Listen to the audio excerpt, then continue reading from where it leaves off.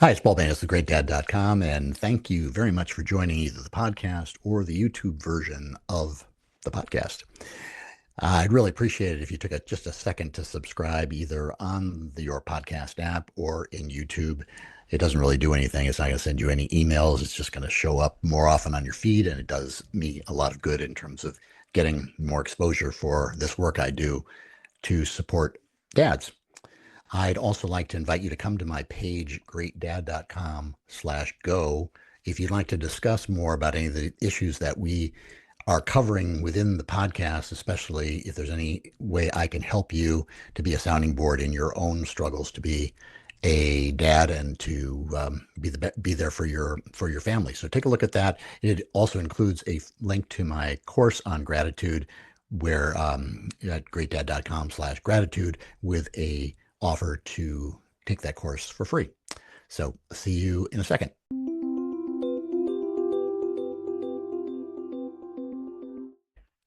Hey, it's Paul Banis with GreatDad.com here with my weekly series talking about modern fatherhood. And I've got a subject here that it's really close to my heart because I'm really thinking over it right now today is all about character development and values, how to develop them, what they are. Are there ones that are intrinsic to men and dads specifically? And just having an ongoing conversation. So welcome, Jim Tracy, because you've done a deep dive and I'm really interested in your thoughts on this. Well, Paul, well, for starters, thank you for having me. It's an honor to be on your show. And what a great calling you have to help dads improve their fatherhood. What a great job, man. Good on you. Well, thank you. Yeah. You've got a lot of kids. So you've got a lot of kids, a lot of grandkids, and also have your own podcast where you're talking about some of these things. The book is called Building Men: Character Lessons from Influencers, and I know you talked to a lot of people. I read a lot of the chapters and different Sure. anecdotes. It's an anecdote-filled book. What was your objective in writing this book? You know, um, I have grandkids that are 22 years old, and I have grandkids that are still in the womb.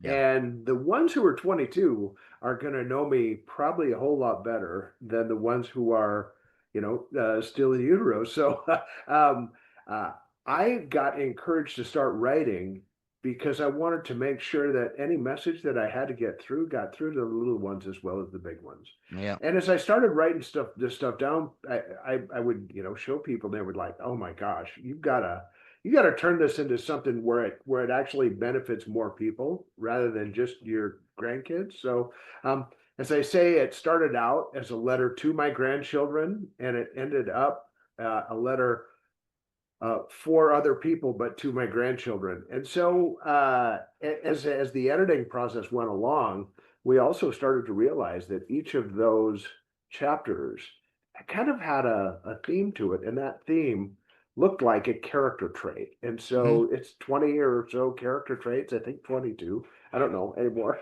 20, I think, character traits. Um, Yeah, uh, 20. yeah, it'll tell you how difficult the editing process is, especially in your first book. Well, it's interesting.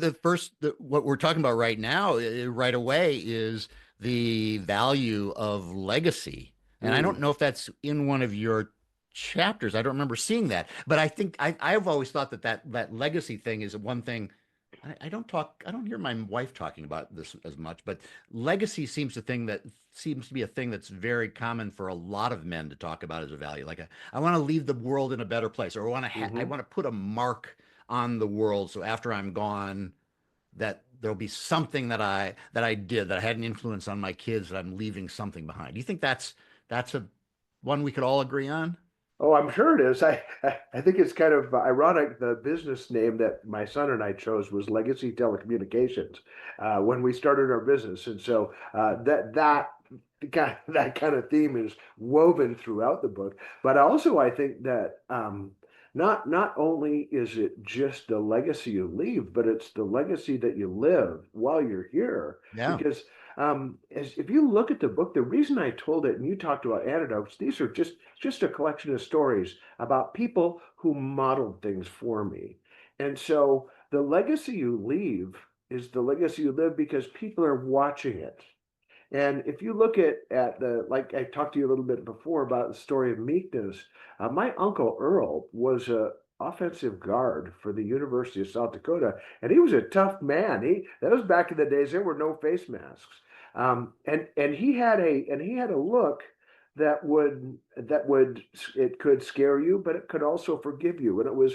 But I use him as an example in the book of meekness because it is strength and power under control, and it's just a fantastic look at one of the characteristics that is his legacy now. Mhm. Because if you look at big, powerful, I mean, a huge man, big hands, and obviously a force to be reckoned with, under control. It's a beautiful picture.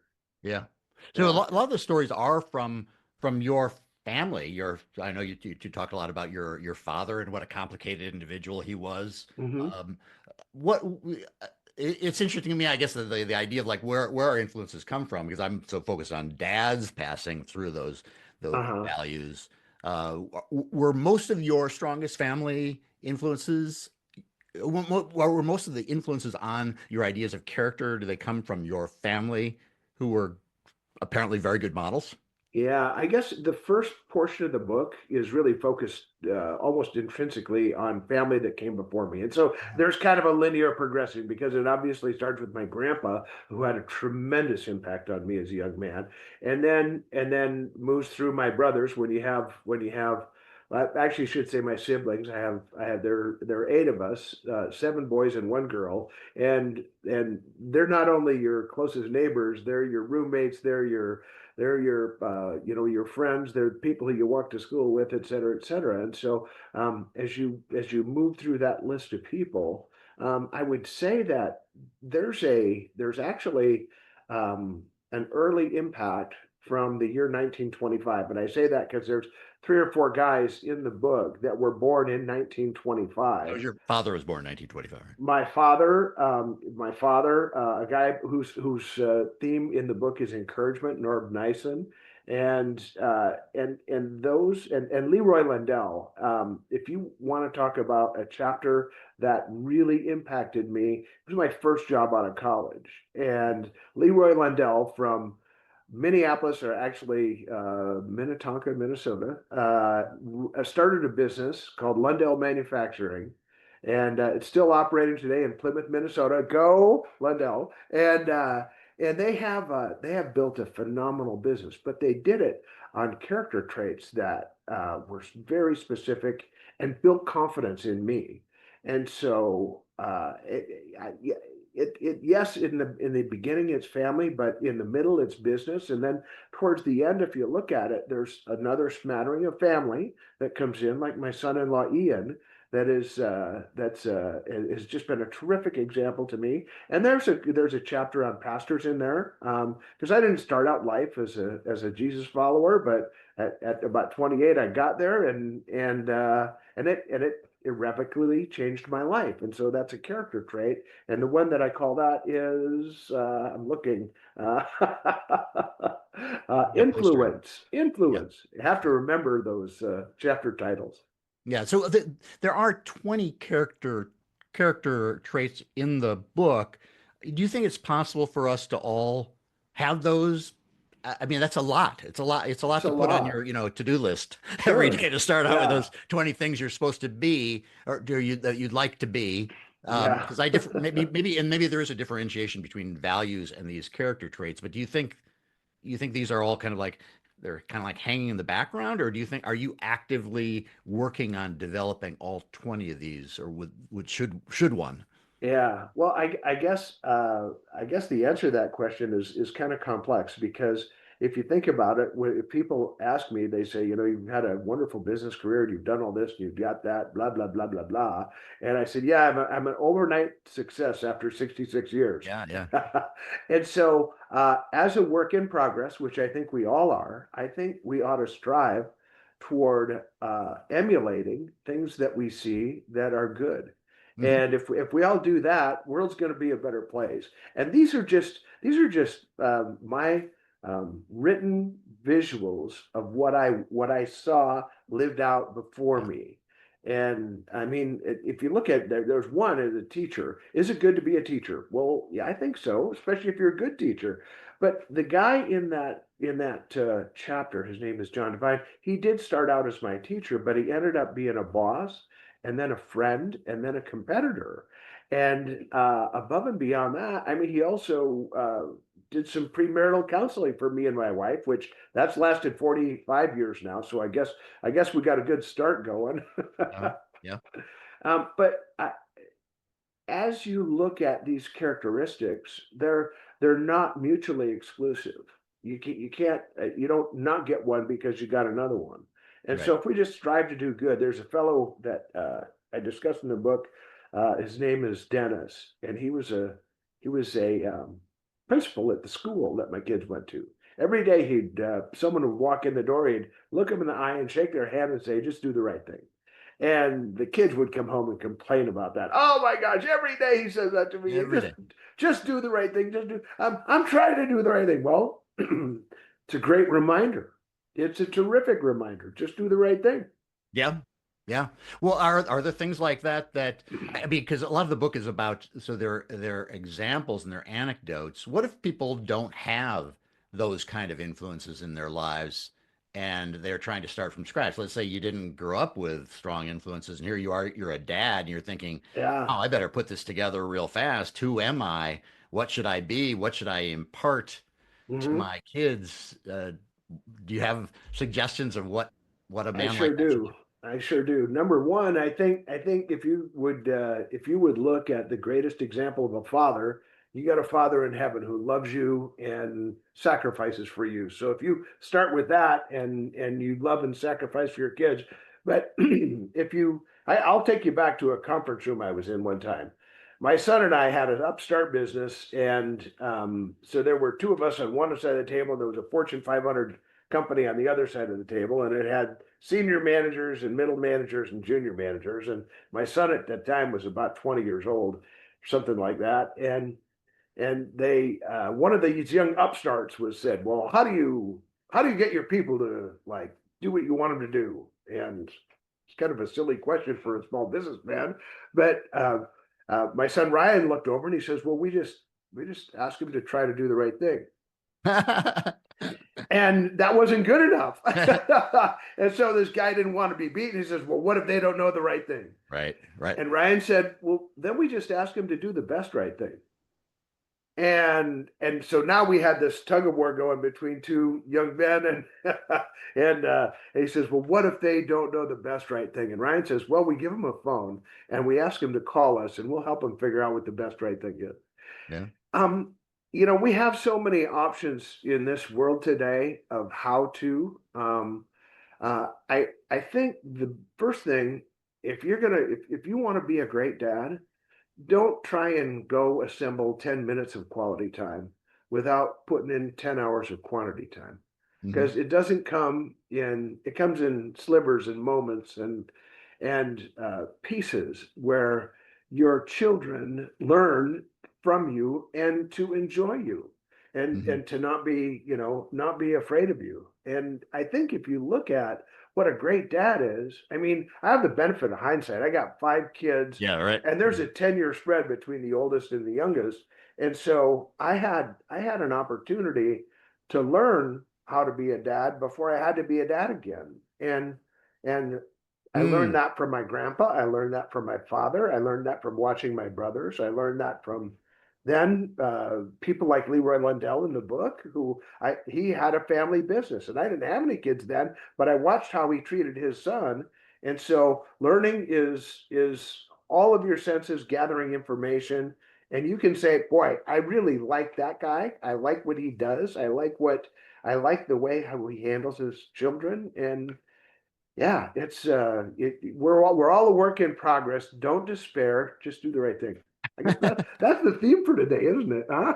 Well, I do. Yeah, I do talk in some podcasts. We've talked about the like a mantra, like what keeps you, especially with little kids, like what keeps you going. And for us, it was she's just a little baby. Whenever I was Mhm. like, scream, the screaming or the endless diaper changes and feedings and Yeah, rest, I just keep on repeating that, and it helped yeah, me settle down and realize, she's not. she's not trying to hurt me. She's not trying to set me off. She's not trying to kill me. She's just a little baby.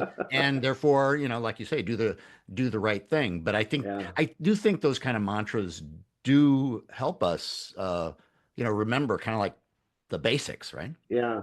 The youngest of our three children that Sarah and I have are adopted from the state of Oregon into the state of Washington, and they were adopted when they were 10, 12, and 14. Uh-huh. 10, 12, and 14 are not coincidentally really super easy ages. No. Um, Especially if the parenting hasn't been good before then. well, and the state's not a very good parent. I don't care Yeah. what they say. Yeah. But anyway, every once in a while, we'd have to like gather together, just Sarah and I, and go, listen, hey, are we doing this for us or are we doing this for them? Or how about we just because let's do it for God, because there has to be a bigger reason to withstand the rigors of parenting a 10, 12, and 14-year-old. And if it doesn't matter what your purpose is, find a common purpose with whoever you're parenting with, and even if you're doing it alone, you got to have people that come alongside you. So nobody ever was born into this world and decided, hey, I have become the perfect parent because I'm a human. Like, it's all trial and error, man. There's not a lot of books you can read to say, hey, here's the path. Although, and we're trying on this one. Well, that's an interesting idea. I don't think my wife and I ever spent that time, and I doubt a lot of parents do either when they're in the middle of it. The idea of spending like, let's go out and spend 45 minutes over a cup of coffee talking about why are we doing this? What is this all Yeah. about? What is the existential meaning of it all? And how do we get through it together? Because it's usually kind of and when you're in it, it's a little bit of a slog. It's just like Yeah. getting through the day. But I think that's a really interesting idea if you can carve out the time.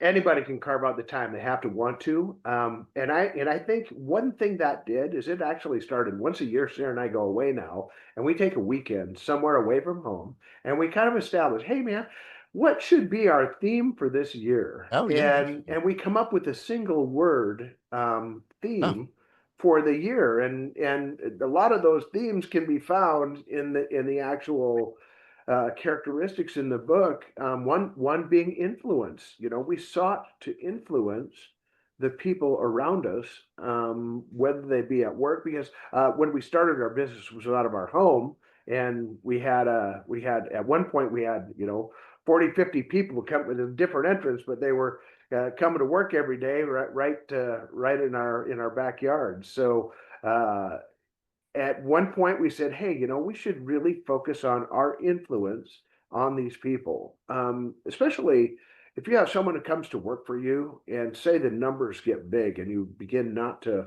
be able to get to know them. As a CEO, I, I often I found myself being a parent to some of these people who maybe didn't have good parenting in their mhm. background, and it's an opportunity for us, just and not even talking as parents, just as humans. Um, if we are generous listeners, which is one of my mantras, if we are generous listeners, people will learn that we care. And by generous listening, I mean listen with your eyes, listen with your ears, close your mouth, put your phone down, and listen for what people are actually the message they're trying to convey to you, rather than, I mean, I'm guilty of it more than anybody. You're halfway through the question, man. I'm formulating the answer, and it's terrible. It's a terrible habit, but we're problem solvers, and we're time. We want to make sure and control the clock element. So, but what I learned is that, man, if I put all that junk aside and I just take a minute to listen to someone when they come to me, or when I go to them and I see, like, man, you look emotional. Can we have a chat about this? Because I don't think you're doing too well right now, and I'd love to help.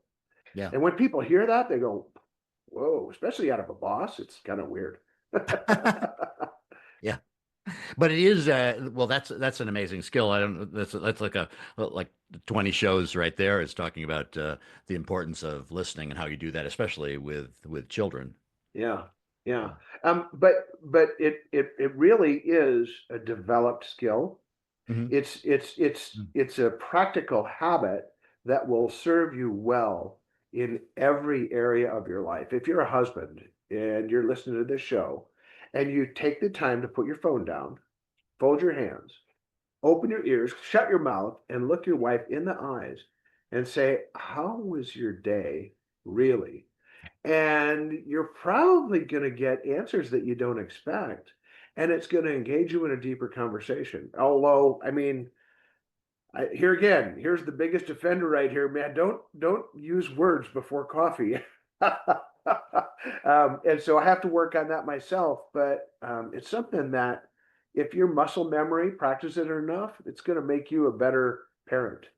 Yeah, well, I think that's an important lesson because we've said it now a couple times about the fact that we're not perfect, we're not born perfect, and we don't end up perfect. We are always a work in progress. So Yeah, I guess a lot of the things that we talk about this show is always this balance between like, I wish there were some definitive laws, some definitive values or whatever that will fix everything, but a lot of it is just keeping, trying to emulate a lot of these character traits that you have, and then it's also developing values. yeah, How do in your mind are values different than these character traits? Like let's say honesty as a value within a family, yeah. if that's something you want to communicate, or empathy or generosity or serving others, those types of those because they're loosely they're analogous to some of the things that you have on your list.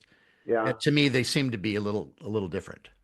Um, I would say if you make other people more important than yourself, um, uh, every value would fall in that category.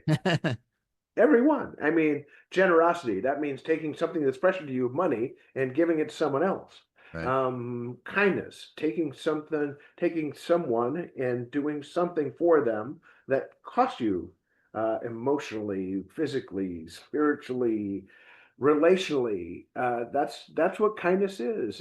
I mean, look at another trust. One of the things I talk to about business, I talk to a lot of businesses, and trust is huge these days. It's just huge. And so I'll get a group of people together, and it's usually age disparate. And I say, hey, is trust given or earned? And the old people will shoot their hand up and they say, it's earned. And the young people say, let's shoot their hand up and they say, it's given. And I'm like, yes, you're right. Because if we give trust before it's earned and we earn trust before it's given, wow, that's a character trait that I'd love to have. To be that open Yes, and exactly. trusting rather Yeah, than wary exactly. and Yeah, scared. for sure. Yeah. Uh, let, let, are there other values that we should discuss? I guess the problem comes for me in some of the values that we often talk about or that are often really strong in our culture, Hmm. like money, Yeah, like just plain financial success are yeah, quite often at odds with that like overall, if you take like an overall kindness umbrella, it doesn't always necessarily fit. yeah. That's where people Well, get into trouble. They start sacrificing some hmm, values, and they model then that sacrifice of values to their kids. So the kids hear, oh, we're going to be an honest family, but not really when it comes to doing our taxes, or not really yeah. when it comes to paying a vendor, all those types of things. Yeah, my son Ryan is my business partner from the get go when we started Legacy, and even today we work together in a number of different ventures. And he looked at me one day and he said, "You're the perfect partner," and I'm like, "Whoa, that's a big compliment coming from a Yeah, kid." yeah. For many. And and I said, "Why?" And he said, "Because you love me more than money." Mm. Like, whoa, that's really an interesting perspective. I did not think or expect that because we've always operated on we kind of have this super trusting relationship that I don't make big decisions without talking to him, and he doesn't make. I mean, we don't go out and blow a bunch of money without talking to one another. And then if you see how that translates, what he's saying is he's watched me and how I handle those funds for a long enough time where that trust is earned, and he gave it.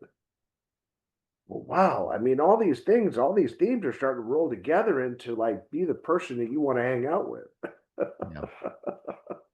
Do you think most men our age get to that realization, or when do they get to that realization of the fact that your relationship with your son, your connection with your son is far more important than, let's say, an ability to give him a house because you've made so Yeah. much money, though you didn't get to spend as much time with him.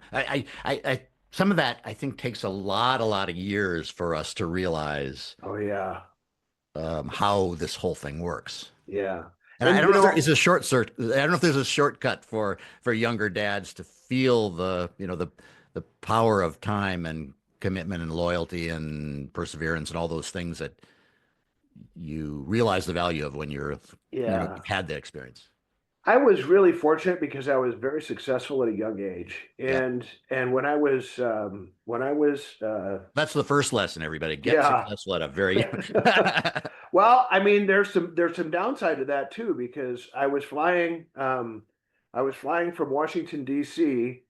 To San Francisco to fuel up and then go to Tokyo Narita. And I was not yet 40 years old. And I was looking down over the top of Chicago and I looked at my watch. I'd been given a Rolex watch by my boss. And because because the team had done such a fantastic job. But I was looking down over Chicago and I looked at my watch, which I always kept in the home time zone. And I thought, I'm missing my daughter's swim meet. Yeah. I Yeah. quit. Oh yeah. I Wow. quit. And that was in November, and I was done with the job in the 1st of February. And I didn't leave them in a lurch or anything like that. I actually try to help them out of it. But they were like, dude, people in their 60s are looking for a job like this. You're not yet 40. Like, have you lost your mind? And I'm like, well, the problem isn't you, the problem is me. And so I would say that I figured it out at 40, but I did based upon a lack of, I don't know, a lack of need. I didn't need Mm. the job as much anymore. And because I didn't need it, it became less important and my kids became more important. So, Yeah. Well, that's a luxury. well, but it is also a priority because I gave Yeah. up a lot You could too. have, yeah, you could have continued to amass more success, I guess. Yeah. Well, and they came back to me and they said, "Hey, man, what's it going to keep you?" And I'm like, "You can't, Yeah. because the problem's not you. The problem is me." And I guess once you hone in on that and you figure it out, and that has I've been blessed beyond anything I deserve. But the flip side of that is I've been able to share that, and then it afforded me an opportunity, the best opportunity I had to work with my kids. Yeah. I Oh mean, if yeah. you want to build a family business, involve and engage your children. Let them watch you work every day. I mean, it's what Yeah, we that's do that's most the of our dream. life Yeah. anyway, right? Right. Yeah. I often worry that this show we tend to probably have a lot more listeners and guests who have had some success, but at the same time, there are just a lot of people just struggling to put, food on the table. They're working two minimum wage jobs and they're just doing the best they can. Yeah. And I don't know if you have any advice for people like that don't have the luxury of time and money, resources, maybe good role models and everything. And maybe it comes back to just having the mantra that you were talking about earlier as a guiding principle in your life, uh, to Well, try to do the best you can. yeah. First, yeah. Number one, try to do the best you can with what you got. Yeah. First, I don't pretend to have all the answers. But I can tell you what happened is we decided that my son and I would go into business because he was working at a place that we considered unsafe.